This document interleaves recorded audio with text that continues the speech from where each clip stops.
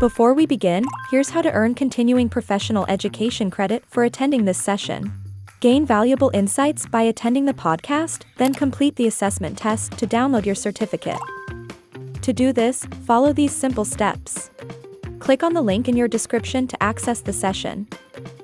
Create a free account and attend the podcast. After the podcast, take the assessment test and download your certificate. It's easy, and it's free.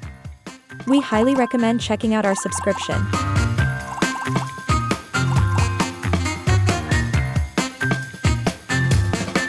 Let's get started. So, we definitely want you to shed some light on that, but also for our viewers, because, when we initially spoke, even I asked you this question, and I think everybody ought to know this, because I asked you this. Seriously, I have no clue what is reverse mortgage. Explain it to Okay. me like a layman. I know what's a Sure. mortgage. I need to buy a house and Yeah. I take a mortgage, but what's a reverse mortgage? Yes. So I will go with the current definition, which is a variation of the program, which is today called the HECM, or the Home Equity Conversion Mortgage. Okay. A very different tool than what was used in the past. So when reverse mortgages began in the industry, was really the first reverse mortgage was 1961 in the United States. Now, other countries have had versions of this. In any country where you have a rising real estate value, there's always the potential of home equity or value within a home to either find access to or utilize at some level at some point in time. We're not the only country that has this. England has this, Australia does. They all have different versions of this. But in our country, we had I would call it a very poor start to the program. So the first reverse was actually issued in 1961. For roughly 20 plus years until 1988. We call it the Wild West of the industry. It was really dangerous time to get a reverse mortgage because no one else knew what to call it. So that's just what they call it, right?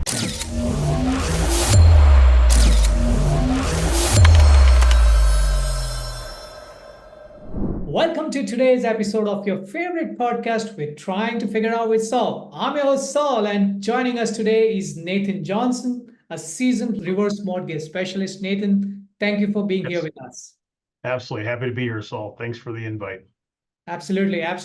For our viewers, a little bit about Nathan. Nathan has a unique perspective on reverse mortgages, not just as a professional, but also from a personal experience, having helped his parents navigate their financial planning.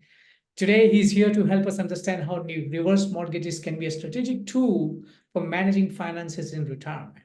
So, let's get into it. Nathan, Sure. let's from the beginning, can you just share with us your personal journey into this world of reverse mortgages? Yes. Well, started in 2002, and I was hired by a small mortgage company, kind of family owned, and they had the vision to say, well, we feel this could be a program of the future.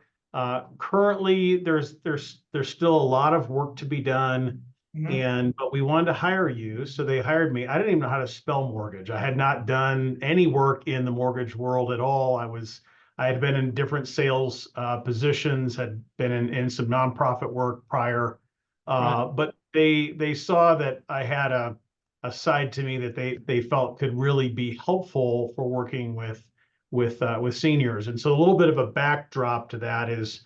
When I was growing up, I know it sounds a little bit unusual, but my grandmother was one of my best friends, and she was just a huge support for me growing up, right? She always said I was her favorite grandkid, so that didn't hurt. So she was just a wonderful person, and she would just let me in on all the stuff going on with aging, right? And so we would talk about it all the time, and I never got tired of listening to her, talking to her, listening to her stories about growing up and literally eating potatoes every day, literally sharing shoes. I'm not kidding you. She grew up in Minnesota, very cold weather, just some very interesting stories. So anyway, background was I've always kind of had sort of an affiliation or just a desire to want to help. And so when I started this program, from the day one, I felt I really want to take care of folks like I would my grandmother, my grandfather,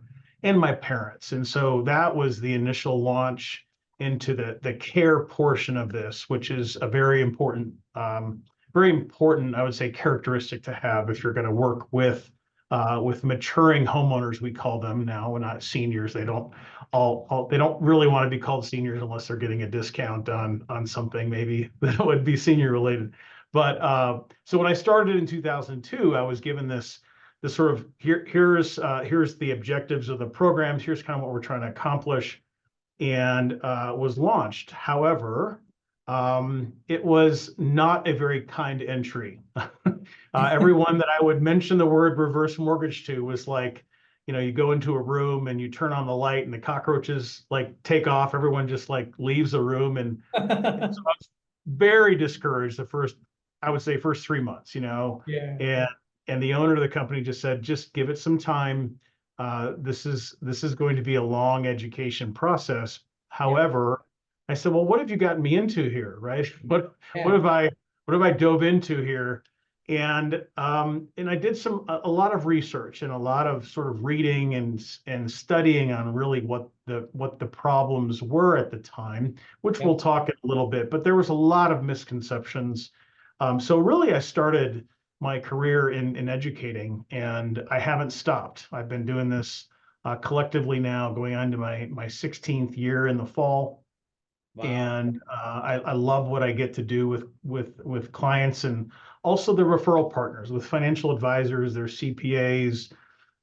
Sometimes a lot of referrals come from other folks in the mortgage industry that just don't want to deal with this, right? Because our education cycle is very different, right? You have a lot more hurdles to overcome. So that was kind of how I got started. And I've had some good success with the program, but really my success is more about the lives that I've helped change, and from multimillionaires all the way to folks that could barely make their mortgage payment. So Wow, that's interesting. yeah, I mean, it's incredible, how, like you just mentioned, how personal experiences can really shape our professional lives. And yes, I'm pretty certain that, these experiences have also, changed your initial perceptions of reverse mortgage. So, we definitely want you to shed some light on that, but also for our viewers, because when we initially spoke, even I asked you this question, and I think everybody ought to know this, because I asked you this. Seriously, I have no clue what is reverse mortgage. Explain it to okay, me like a layman. I know what's a mortgage. sure, I need to buy a house and yeah, I take a mortgage, but what's a reverse mortgage? yes. So I will go with the current definition, which is a variation of the program, which is today called the HECM, or the Home Equity Conversion Mortgage. Okay. A very different tool than what was used in the past. So when reverse mortgages began in the industry, was really the first reverse mortgage was 1961 in the United States. Now, other countries have had versions of this. In any country where you have a rising real estate value, there's always the potential of home equity Yep. or value within a home to either find access to or utilize at some level at some point in time. Yeah. We're not the only country that has this. England has this, Australia does. They all have different versions of this. But in our country, we had I would call it a very poor start to the program. So Okay. the first reverse was actually issued in 1961. For roughly 20 plus years until 1988. We Mhm. call it the Wild West of the industry. It was really dangerous time to get a reverse mortgage because no one else knew what to call it. So that's just what they called it, right? Well, let's just call it a reverse because it's a mortgage and then it's going backwards. But it doesn't really define it very well. And it was quite a dangerous product back then. And the reason being is when lenders established this program, there was no rules and regulations on costs, fees, rate structures. And the worst part about it was that if somebody was looking at a reverse mortgage back then, The only security instrument the lender felt they needed or had to have in place was a title transfer.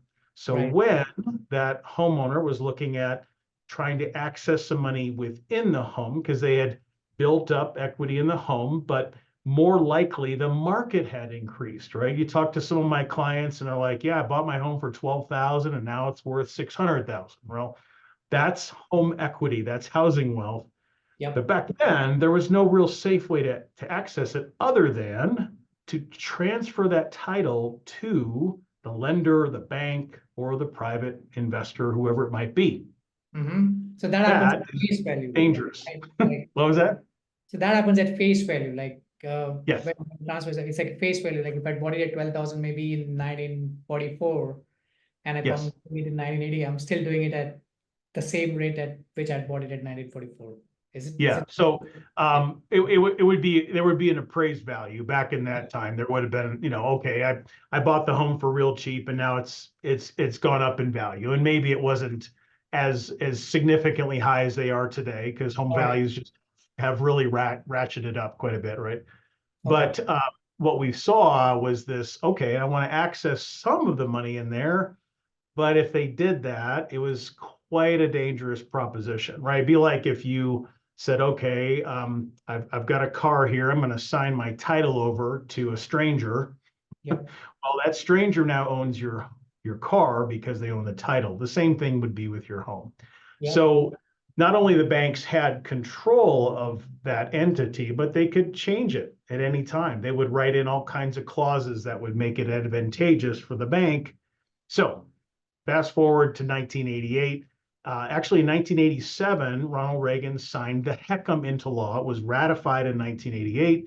We didn't Nice. actually have our first HECM reverse mortgage until 1989. So it Mm-hmm. literally took that gap of time for someone to go, okay, I'll try one of these because I've heard bad things. And that is still happening to this day. So Yep. there are still people really caught in some old, outdated information Yep. and rightly so in some cases, right? There were some really bad reverse mortgages that were written. Now, did we fix everything in 1988? No, there are still misappropriations of reverse, or people take money out and they probably should have conserved more. But Yep. in general, the program has made leaps and bounds outside of that era of time that was pretty dangerous. So all that to say, the HECM reverse mortgage, which is what we always direct people to that name, Yep. home equity conversion mortgage, FHA insured, regulated. It's the most regulated loan by far in the United States. And we have about a third more documents that clients sign. They actually have to go through counseling. There's a whole series of protections for the client, as well as FHA and HUD insurance on the program, or called mortgage insurance. So anyway, just to kind of give you a little bit of a backdrop, today, though, the HECM is going to lend a percentage of the home value. So those are the things that we have to establish first. So what does a reverse mortgage do? Well, we give clients or home owners access to housing wealth or home equity. But we don't give it all because that would be dangerous, right? We don't give all the money because then they could spend it all. We give them a percentage based upon their age. So if they're a little younger, you got to be 62 to the entrance. At least one of the homeowners has to be 62. And then we Right. give more money the older that the client might be, based upon really three factors. So age, expected interest rates, and also the third would be the appraised value. So that's the general concept of accessing some of those funds. And there's Yeah. all kinds of ways you can obtain those funds, but that's the real kind of the backdrop and then what we're dealing with today. So hopefully that's No, helpful. no, absolutely. I think that makes perfect sense. If you're at you're not really, like, I won't really call it senior, but like, if you're at an age of 62 and you're applying for it, there is a life expectancy. So obviously, the probability of that amount to be utilized would be for a longer duration. So that's how Yes, we equate it, and you want to be cognizant about that. That's all what financial planning is all about, right? Because you don't you think got about it when you're taking these things. So you put in a very interesting point. All right. it. And and and I'm glad that you brought this out. When I didn't know that this has been going on for so long. I didn't hear about it until 2019 was when I first heard about it. Okay. Okay. Well, Okay. Sure. I had no clue about it. But Yeah. I'm glad that we're talking. So, I would just want to up the ante and, I would definitely want to, like know more about the misconceptions that we have with reverse Yes. mortgages. So what are some of the biggest myths that you Hmm. encounter in your work in terms of reverse mortgages? I would probably highlight three or four. The first one is when, and we still hear this to this day, and there's still folks that are, probably well-meaning and trying to help protect people, but they are way over, I would say overprotected, but they're also basing a lot of their data on that 61 to 87, 88 era, right? So the first one that you'll hear, and about 50% of the time, this is probably the number one. I don't want to do a reverse mortgage because the bank is going to own my home. Uh-huh. Well, where does that come from? 1961, 61, the title 71, transfer. 81, right? Yeah. Because the bank would take the title, which was the ownership, right? So the bank and lender to this day in the HECM program never owns the house. It's simply a lien against the property, just like any mortgage would be. The lien at the end of the reverse mortgage is satisfied either by the sale of the home or if the client pays off the reverse for whatever reason or passes away, eventually the reverse gets satisfied just like any lien would, any mortgage lien. So there's really no difference. So that's probably the first one is I'm going to lose my house. The bank's going to take it. You actually have to work extremely hard for a bank to, for a reverse mortgage lender to take your home. Okay. And that Yeah. wouldn't even be taking the home. It would be foreclosure. The ways that you can be in trouble is if you stop paying property taxes, Yep. you stop paying your homeowner's insurance, and you just never keep the property up. In other words, a tree falls on the house, you never fix it. Well, Yeah. those are all things that a homeowner, any responsible homeowner, is going to do already, right? You're going to pay your property taxes, or you're going to have a tax lien, right? You're going to pay your insurance because if you don't have home insurance, your house burns down. Well, there goes your house, right? You got no Yeah. value there. You just got the land. Right. That's true. So these are all responsible home ownership ideals that everyone's going to maintain anyway. And so those are really the only qualifications. And then that they stay in it as their primary residence. Absolutely. So Absolutely. it's not meant for second homes, vacation homes, although I have quite a few clients that have second homes, vacation homes, but this is their primary residence that they're securing their HECM reverse mortgage on. So that's the first one. Yep. Losing my house. Second one is a lot of folks think that the costs of the reverse mortgage are extreme or high. I hear that a lot. And actually, we are very comparable to a traditional mortgage. On one side of the fees, we have all the traditional fees you're going to have, title insurance, appraisal fees, credit reports, that type of thing. We Yeah. also have an origination fee that's going to be very comparable to a traditional mortgage. The only Right. piece that we have that's more expensive is the mortgage insurance premium, or the MIP. And the Right. MIP is really a structure that does two things essentially. The reason it's expensive is you actually want this to be in place versus in the traditional mortgage world, an MIP is really kind of a necessary bother, right? We don't really want it there. We're going to try to get our LTV to 80% or less than 80%, less than 80%. So then the MIP falls off. Great, we have a smaller mortgage payment now. Yeah. That is in the traditional mortgage world. It's only there to really protect the lender. Well, FHA took that concept and they really expanded on it. And they made it such that the MIP is a very robust insurance policy. And Right. really what it does is it is a 2% cost. So let's say home value comes in at 500,000 for even math, that's $10,000.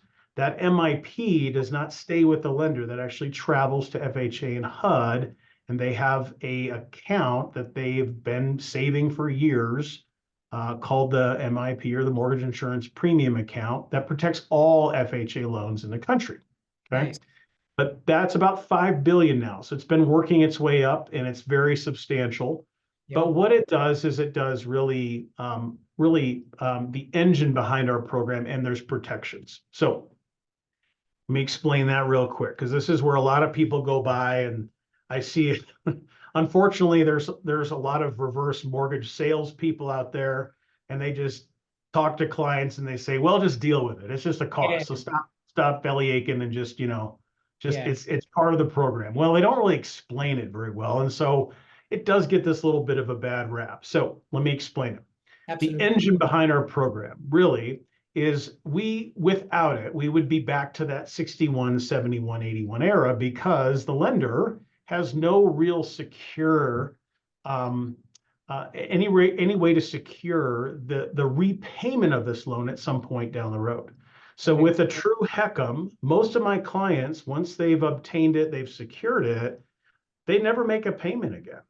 Yeah. So if you're thinking of a lender and that you've lent out, say, $100,000, and that client's never made a payment, well, how does the lender make their money? Well, they make their money at the end of the loan.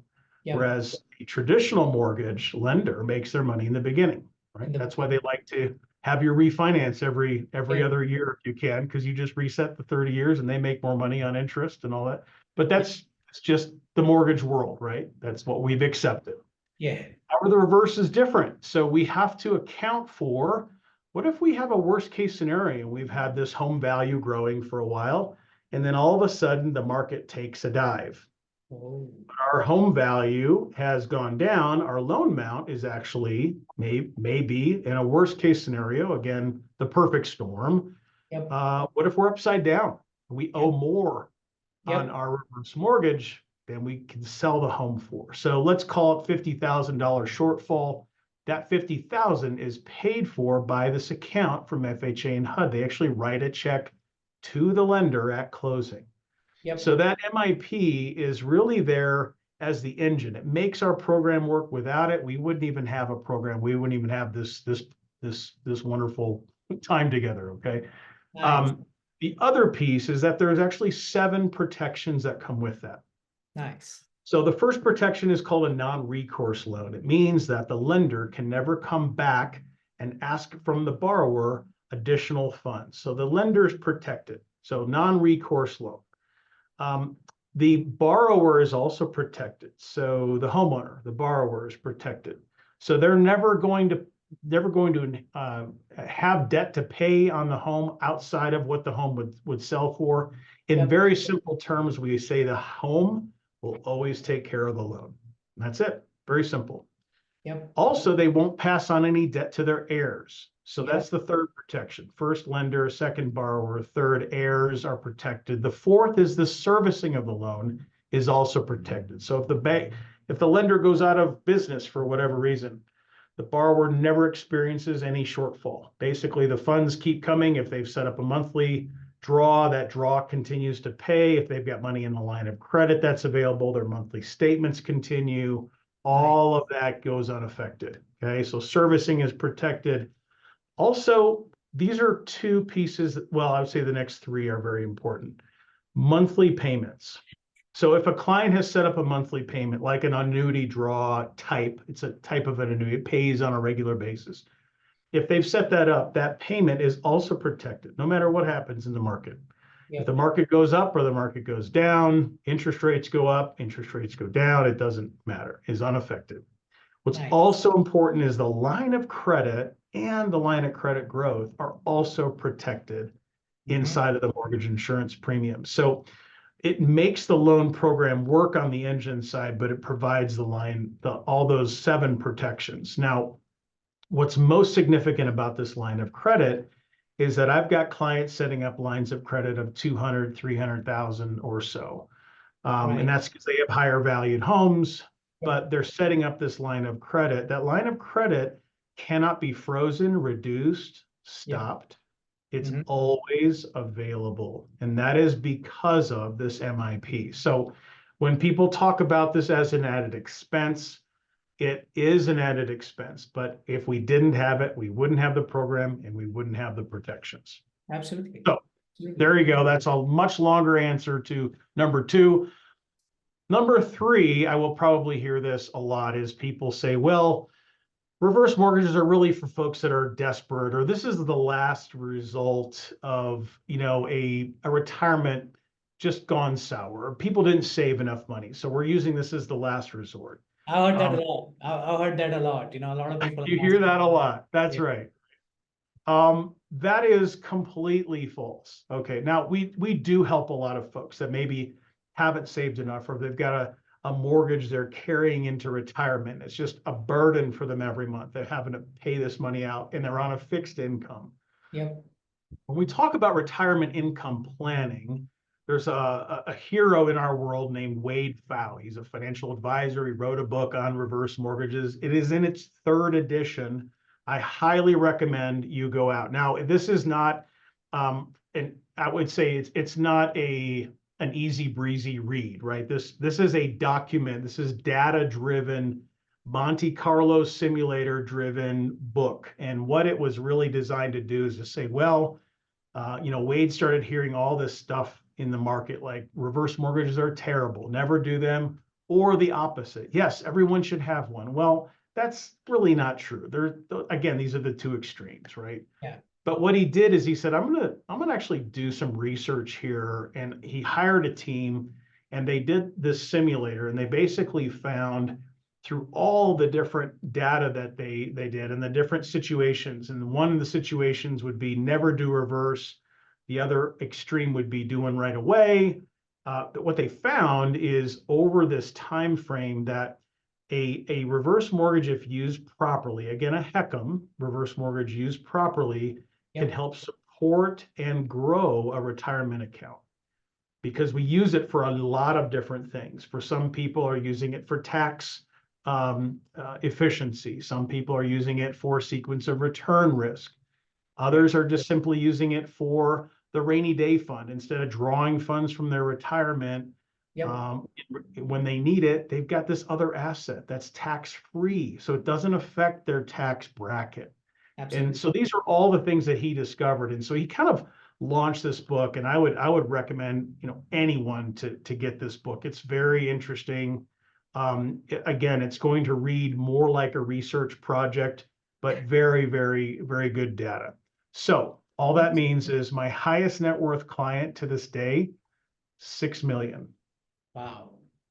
Wow. So let that sink in a little bit, because most people think, well, this is for the little old ladies from Pasadena that has, and yes, we do help those folks too. And I love them. I love helping clients.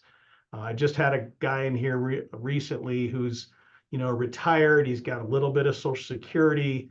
He's still got a mortgage. We're going to get rid of his mortgage payment. He's still going to have about close to 45,000 in a line of credit that's Yep. there for him. And we are changing his retirement. But that is for more of a needs base, right? We're not talking about that necessarily for every one of my clients. About 50% are needs based. The other 50% are using it for many other uses, sometimes retirement income planning, sometimes legacy planning, sometimes purchasing a new home. Whether they're buying up or they're relocating, you can actually buy a home with a HECM. Now, at Mutual of Omaha, we call that a lifestyle home loan. We got a lot of confusion when people would call it a HECM for purchase. They're like, well, do I do a HECM and then take the money out and buy a home? I'm not sure. So we actually rebranded the whole name of the program, calling it Lifestyle Home Loan. But I have done this for my mom. I've done this for my father-in-law, helping them in a sense to relocate to a better home situation or a better home for them, or to be closer to family. So there's your three. I probably went a little longer on those three, but we probably covered some other ground that you may have been asking, but those are probably the three. Again, to review, the first would be, I never want to do a HECM because I'm going to have my home taken by the bank. Not true. Second would be reverse mortgages are expensive. We've explained that. There's a reason why there's the MIP. It has to be there. But compared to a traditional mortgage, very, very similar, except for the MIP cost. And the third would simply be a reverse mortgage is really for folks that desperately need one. And the Yep. truth is, about 50% of the clients that are securing the HECM reverse today are in a completely different category than the ones that really need to do something. Wow. Wow. This is amazing. And I remember you also talking about, some people also talking about, especially when they explain the costs and everything, they're not talking much about the MIP and everything. They're just like, oh, it's a cost, we'll take care of it and everything. And it's Yeah. actually this, it's this misinformation that has actually become a barrier, and you have been facing this like day in, day out, Many, many years, yes. Yeah, many, many years. Now probably you know it because you've handled these objections for quite a while, so you know how to set the things right and everything. But then Yes. there's an ethical part to it, right? Because you get Yes. exposed to a lot of information, right? And then there's a challenge, there's misinformation, there's a challenge on how you tackle it, and there's Yes. misinformation and this pressure selling and everything when you're consulting with your clients, right? So how do you Mm. tackle with all this misinformation and pressure selling when you're consulting with your clients? I am so glad you asked that question. I would say in our industry, when I entered the industry, the other thing that I noticed in 2002 was that this was kind of lumped in as another mortgage product, right? Yeah, So unfortunately, the mortgage world has become more and more transactional, right? You can get a loan online. You don't have to even talk to somebody, right? yeah, Well, that's really not how our industry was designed. It really is still a people industry. It's a relationship industry. It's a high trust and a high confidence industry, but it has moved transactional in the traditional mortgage world. Unfortunately, that has affected our world as well. So hmm, there are folks that will try to sell you a reverse mortgage online or never seeing you. I just had a gentleman that I encouraged him to stay with his loan, but I had to literally tell him what he was doing. He had gotten in line with a California lender that had no idea what he was doing. He had probably only originated a handful of these. He had no idea what he had signed on his documents. He didn't know what the MIP was. He didn't even know what his line of credit was. He had no concept. And yeah. that's because he was sold the idea of a reverse as, hey, you're just going to pay off your mortgage and don't worry about the rest. But Oh, that there was more to it. He still had close to $30,000 in a line of credit that he was never explained how this would work. So he almost left his lender, but I said, you know what? You're right there. You're almost ready to close. Let me just go through the documents with you and let you know that what you're signing is okay. And here's how this works. And if you have questions afterwards, you can call me. Now, that I'm not making a dime from that because another lender is yeah, that didn't do his job. I yeah, did the job for the lender. However, that is very common in our industry. And unfortunately, what we've seen in the industry creep in is this under education and an overselling at the same time. right.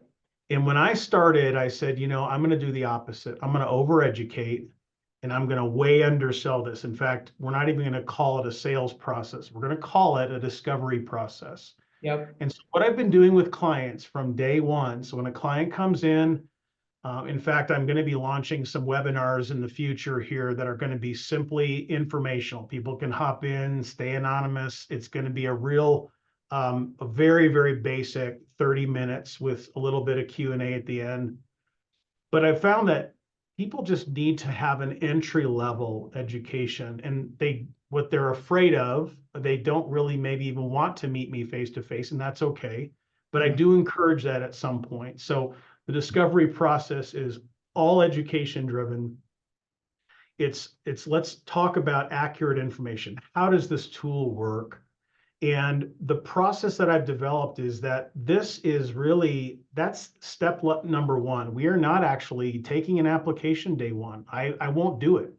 yeah, Uh, in fact, most of my referral partners are financial advisors or financial professionals, and they really appreciate that. They don't want a yeah, client to be pressured or oversold this product, right? Because it really is a financial tool. It's yep, not just a mortgage product, and that's unfortunately the name it's obtained is this sort of it's another mortgage product. Just go ahead Yeah. and get it. Well, it's just not. I mean, I still have ongoing meetings with clients. So my process is discovery. Then we go into a design phase where we talk about how this works, how to budget for this, how to set this up, how to utilize the line of credit. And eventually when clients are ready, then we'll do an application. We'll go through the process. We'll get the HECM secured. But they're still not done yet because I have a lifetime policy with my clients. I will be available after the closing. We'll do annual or biannual reviews, whatever they want to do, because there's other things to do afterwards, right? There may Yeah. be, how do I use these funds, or can Yeah. I grow my line of credit? How do I Yeah. do that, right? Yeah. So the process for me is so important, and I Wow. teach this. I've had a team for a couple years now, and I teach this process to the folks that work with me, and I feel it's the best way to do things. And so if you're going to work with a reverse person, make sure they're a specialist, make sure they have a process that's education and client driven, and it's on the client's timeline, not mine. Yep. So I had a client come to me 2.5 years ago, and they just weren't ready. They were unsure, they were a little uncomfortable. We went through the process, and they were still a little bit like, I don't know. I said, well, Mm. I'm here for other questions, whatever you have. Yeah. So about 3 months ago, they came back and they said, okay, we're ready. Let's Uh-huh. go. Okay, Right. And nice. so I had to, pull up their old data. We went Yeah, through the process again, just, reviewing everything. And absolutely. it was great. I mean, they're so happy today. And that's okay because it took the time that they needed, not the sales process drove them to. If that makes any sense. No, So, that makes perfect sense, you know. And I guess, you certainly also put out misconception number four, that a reverse mortgage will take care of your mortgage, like the existing mortgage. That's oh not yeah. that's not how it is. And it's funny you mentioned that because that's what I thought when I heard about it. Mhm. All right. When I heard about it, I mean, the term itself felt like, okay, I take a mortgage and then the reverse mortgage would be, all right, so my mortgage gets paid off through some way. Like I did get a fair idea about Mm. it. Like Yeah. maybe I bought a house in the year maybe 1980 for like $50,000 and I took a mortgage on it naturally. And now all that is Mm. paid off. And so eventually I ended up paying the bank maybe 100K with the interest and everything. But Yeah. as of today, the value of that property is maybe 1 million. Sure. So against Sure. my 100K that I've totally paid, I still got like 900K more of value. And now, like I can use that equity. What is that? Home equity? That's the term that you use. Mm-hmm. I can use Mm-hmm. that home equity and I can get a loan if need be for whatever reasons, maybe a lifestyle loan or whatever the reasons may be, right? I could do that. But Yes. then I thought that, maybe, like I'm still paying the loan, but I'm not in a capacity to pay the loan. So, but I noticed that the value of my house has gone from 50,000 to today it stands at, I don't know, 750K or something. So I'll just tell it, oh, why don't you just adjust it and just pay off my rest of the loan? Because that's what I thought. That's what I thought reverse mortgage is. Uh-huh. Until I later on came to know, no, that's not how it works because there's so many things involved. And you Mm. rightly pointed out, Yep. Yep. there's so many facets to it, and I'm just glad that you are clearing this out. It's really phenomenal. And you being a veteran in the industry, you've seen it all, you know the history, you know where we stand, and Yes. we know what the market is today, the real estate market today. It's Yes. crazy right now, so from an industry itself, where do you see this industry, what do you see currently, and where do you see this industry Mm. going? What's the current state? Yeah. Great question. I would say right now that the three clients that we're helping the most would be someone that is still going into retirement or thinking about retirement, the slowdown phase, right? Because right now, there's a lot of people that are not super confident that they may have enough funds to really last, right? Life expectancy is high, but costs are going up, right? Even just simple property charges, real estate taxes, insurance, HOA dues, all that stuff, plus just the cost of food. I mean, like a bag and a half of groceries the other day. It cost me $100. I'm like, what is going on? This Wow. used to only happen at Whole Foods, and now it's happening everywhere. So, sorry, just I don't know Whole No, no, Foods, no, but absolutely. good, No. good company. Just but what we're noticing is that with people dragging, in a sense, a mortgage into retirement. So the first thing we're going to look at is what do we have? What are the liens on the property? So hopefully there's no tax or workman's liens or anything like that. But we're just dealing with a mortgage. Maybe it's a first and maybe a small second, whatever it is. We're going to pay those off first. And so that's really money back into the client's pocket. Now they're Right. continuing to pay the taxes and insurance like they would, but they don't have the principal and interest payments. We're really going to defer those payments for I would say an undetermined amount of time. We don't know how long they're going to live, right? Yeah. But that would be the first type of client that we're still helping today is, can we at least eliminate the mortgage payment altogether? If we can do that, then we can help free up some cash. Now, if there's some money left over, so let's say an example is you got a $500,000 house, there's a $100,000 mortgage, and the reverse mortgage is going to yield, say, 175,000 total. Yep. So we take 100,000 of that 175, pay off the mortgage. We still have a line of credit of 75,000. Yep. So we can utilize that for anything. We can let it sit there and grow. Some of my clients have elected to make payments against the mortgage balance. Yep. Now only about 10% do. So I'm not saying everyone does this. Yeah. But the reason they would do that is if they pay down that $100,000 mortgage balance, plus of course costs are on top of that. But if they pay that down, say at the end of the year, they go, okay, I got an extra $5,000. I haven't made my mortgage payment for a while. I'm going to apply 5,000 towards the balance and pay that down. My line of credit of 75 now goes up Oh, it to goes up. 80. Okay. Yeah. Oh, yeah, because you added more funds into it. Yeah. Yeah. That's yeah. right. And that's how we do it. So if you pay down your reverse, dollar for dollar, that line of credit will grow. And so some clients will use that as, well, this is a great place to park some additional funds because it's tax-free over here on my line of credit.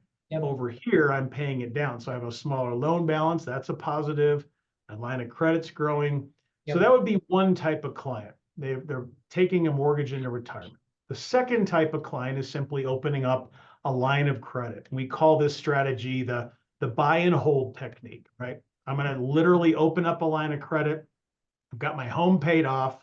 I just did this for some clients recently. Home value $950. Opened up a line of credit of about $340,000. Mm-hmm. We're going to let this line of credit grow. And right now, our growth rate, which is matching our interest rate, which is higher right now, we're at 7.5%. But historical data, we usually land between 4 and 6% on our interest rate. So let's say we have a 7.5% growth on the line of credit. Well, 340 at 7.5%. We just kind of spitball the numbers, but we get pretty close to about $29,000 of growth conservatively on that 340. Wow. So a client's literally going, well, this is kind of a no-brainer. I'm just opening up the line of credit and letting it grow. And that's tax-free. Tax-free, absolutely.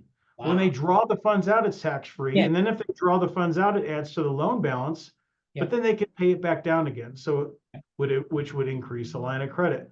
So it's incredibly flexible in what they want to do. And for a lot of clients, I mean, that becomes how I pay my property taxes, my insurance. That's my home renovation budget, right? I got 20 some K in this account. Why not improve the house, right? Which doesn't hurt anything, right? Makes it better for long term. Yeah. So those are the two. And then I would say the third is really folks that are looking to purchase a home. And this can be clients that are looking to upsize their home. And that might be because their home that they've been in for a while, they want better amenities. They want a nicer home. They want everything on one level. One level homes, price per square foot, are more expensive. So when they're looking at this, they're not always looking to do downsizing. I have a client right now has a free and clear home at $400,000, and she's looking to buy a $750,000 home. So we're going to help her do that with a reverse purchase or a lifestyle home loan to help her move up. Another classic example would simply be a downsize. So my mom's scenario would be true. My dad died about 5 years ago. After he passed, mom had the home, She still had about 300,000 net equity in the home. Mm-hmm. She didn't really buy anything for 300,000, not in Colorado Springs. So she ended up buying a brand new home for 500,000. She brought about 225. The reverse purchase at that time was lending a little more cash, and Yep. it brought about 275. So Nice. at the end of the day, she gets a home for 500,000, brand new, everything on one level. All she's required to do is pay her taxes, her insurance. She has no mortgage payment, and Yep. she loves it. She's closer to my brother and I. It's perfect house for her. She doesn't have to even think about it. Her HOA takes care of all the lawn stuff, all the irrigation, no matter what, right? She's Nice. covered. So those are some examples. There's other examples of purchase, but that would probably be the three most uh, common clients, right? Those folks that have a mortgage payment, taking that into retirement or a slowdown period, so paying that off. The second would be the buy and hold technique of taking out the line of credit on a free and clear home and just letting it grow. And the third would be using it to either upsize or downsize your home and getting a home that's going to better fit for retirement and the lifestyle that they want. So Interesting. Very, very interesting, and you've been an educator for a long time, it's a big part of who you are, And yeah, then yeah, I love know it. that, it's never a one-man show, right? There's cross-professional collaborations in your field, and there are so many other players that you usually play around with, There is Yeah, because the real estate professionals, there are financial advisors, there are yes. so many other things, right? But just from a curiosity standpoint, who do you usually like these cross-professional collaborations in your field? Who do you usually collaborate with? Is it with bankers? Is it with financial planners? Who is it that you most? Great question. Yeah. I receive probably 30 to 35% of my referrals come from financial advisors. Um, Interesting. just advisors. I get a few others from estate planning attorneys, occasionally a CPA. I do get quite a bit from other banks and credit unions because a lot of times getting a senior another loan, putting them into another payment is really not the best plan, right? So they're seeing that. I do get referrals from other mortgage brokers or bankers, right? That they don't want to mess with this. Yeah. They're focused on their work, and this just takes a very different process. And I tell people you really can't do both of these. It's kind of like trying to be like a car insurance salesman and a financial advisor, right? They are very different hats to wear, and you have to slow the process down. And you Yeah. know, the mortgage world is so fast moving. I always tell people it's kind of like the Matrix, when Uh-huh. Keanu Reeves like does that freeze frame and then he Yeah. picks the bullets out of the air, right? So the mortgage world's like the bullets flying, and then my world reverse is like, okay, slow down, slow Yeah. down. We're You going to can take some matrix time. it. You're gonna We're going matrix. to take these things out, right? This isn't true. This isn't true. Yeah. Let's just take our time because this is a big decision, right? This Yeah. isn't something you make online. Now, even though some people still do that. Yeah. So the process is different. So a lot of mortgage folks, I would say a lot of real estate agents too. Sometimes I actually help realtors with their own personal situation because they understand home equity and the value of home growth, and they want to stay in their home. Other times it's clients that are looking to relocate or downsize. Those are probably the most common, and I still get quite a few from my past clients. I get a lot of referrals from past clients. So those would probably be the main categories. Every once in a while, maybe a home care company that the client just needs to be able to access more funds to stay at home.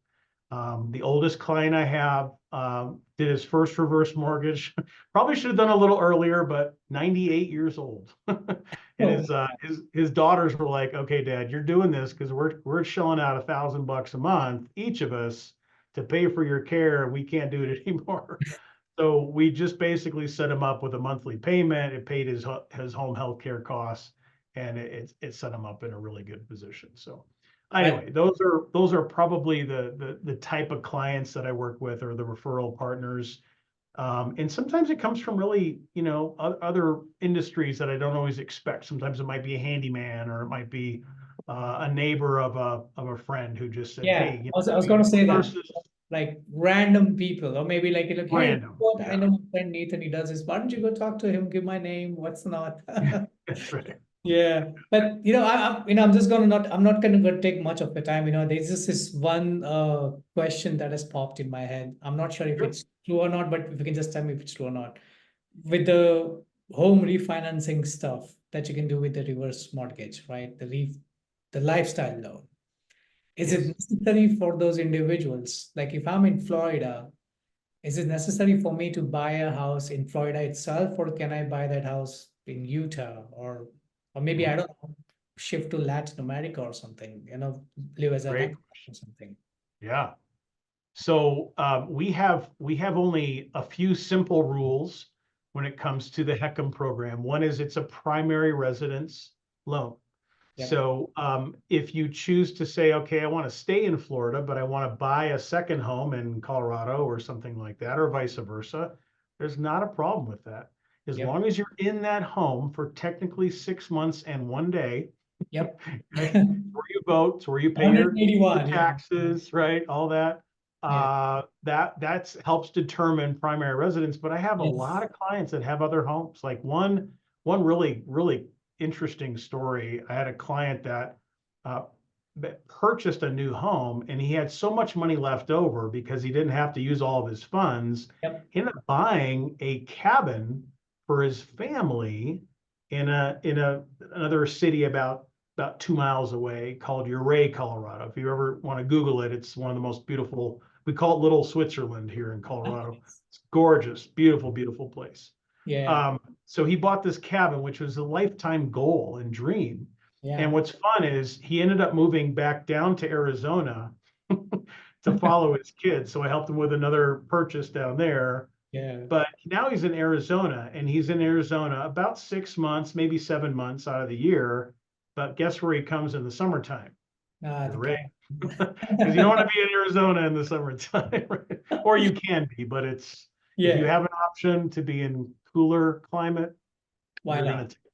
Yeah. So anyway, that's a great question. I get that a lot. And the good thing is with Mutual of Omaha, we basically lend in virtually every single state within the United States. So even if a client is not in the state that I am licensed in, so I'm licensed in Colorado, Arizona, New Mexico, and also Wyoming. But if they're outside of that, I help clients still. I still do my discovery process. Everything is the same thing. I just network with one of the local LOs that's a Mutual of Omaha reverse specialist in that city, and we can work and kind of do it. We call joint work or together work. We work Yeah, together with absolutely. the client. So there's nothing the client doesn't have to worry about, am I going to talk to like 8 different people? No, I'll still be a point guy, and we'll work on this together. So anyway. Fantastic. Fantastic. All right, Nathan, we're going to be wrapping this up. It's been Okay. interesting, learning about the nuances. But before I let you go, any final thoughts or advice for our listeners considering this option? Yes, I would say one of the things that we talk about a lot in the industry is the timing. Like, when do I do this? So this all sounds great. When do I do this? Well, one thing that I encourage folks to do is don't try to time the market, right? You have to make a decision based on, is this a good plan now? And if I engage with this now, you can always refinance a reverse mortgage down the road. But if this makes sense, um, if you try to wait for the market to get better or market to change, what often happens is there's other elements that happen. It's kind of like project management. Really, there's Yeah. kind of 3 elements that there are with all decision making: time, money, and quality, or quality of life. And if something happens to that triangle, and let's say somebody has the pressure of time now, oops, I got to make a decision, and there's some financial pressure as well, and there's a quality of life issue. It's really hard to make a good decision when you Yeah. have those I would say combining factors or conflicting factors. So always encourage people, make a true assessment. If you do want to look at this as a 2-year or 3-year, we can do those assessments too. I have a tool that helps people visualize that to say, okay, what does it look like in 2 years or 5 years? Yeah. The youngest client I've had come to me to do this analysis was 52, my age. Wow. They're going, Nathan, how do I plan? I really want to do a reverse when I'm 62. What do I need to do to get rid of my mortgage so I can open up this line of credit? So we talked about it, right? Here's Yeah. what you can pay down your mortgage, or maybe you have some other accounts you want to add to and eliminate the mortgage, or maybe we go in with, you still have 50,000 left on it. I don't know. Absolutely. But we can do some projections for clients that can help them figure out down the road. But that would be the one thing I see a lot of people trying to time the market, and it's just hard to do that. So if you think it's a good idea, let's go through the process and at least go, if nothing else, let's develop a plan for maybe in the future we'll look at it. That's okay too. But yeah, absolutely. What's the harm? I mean, you at least want to know what it's about. If you have an yep, option ready, you know what can be done, So absolutely, thank you. That was really enlightening. So thank you, good. Nathan, for joining Thank you, us. Saul. It's Yeah, been a and pleasure.